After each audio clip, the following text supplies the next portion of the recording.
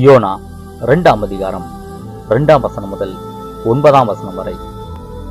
என் நெருக்கத்தில் நான் கர்த்தரை நோக்கி கூப்பிட்டேன். அவர் எனக்கு உத்தரவு அருளினார். நான் பாதாளத்தின் வயிற்றிலிருந்து கூக்குரலிட்டேன்.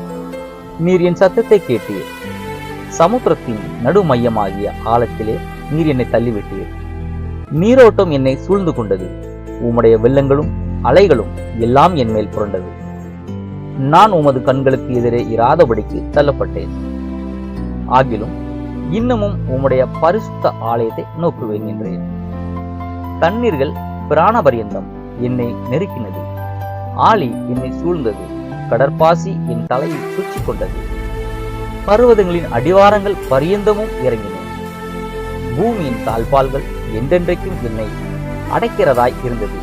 ஆனாலும் என் தேவனாகிய கர்த்தாவே, நீர் என் பிராணனை அழிவுக்கு தப்பிவிட்டீர்.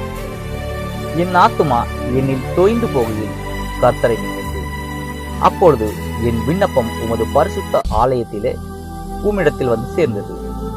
பொய்யான மாயையை பற்றிக் கொள்கிறவர்கள் தங்களுக்கு வரும் கிருபையை போக்கடிக்கிறார்கள். நானோவெனில் துதியின் சத்தத்தோடே உமக்கு வழியிடுவேன். நான் பண்ணின பொருத்தனையை செலுத்துவேன். ரட்சிப்பு கர்த்தருடையது. ஆமென். Praise the Lord.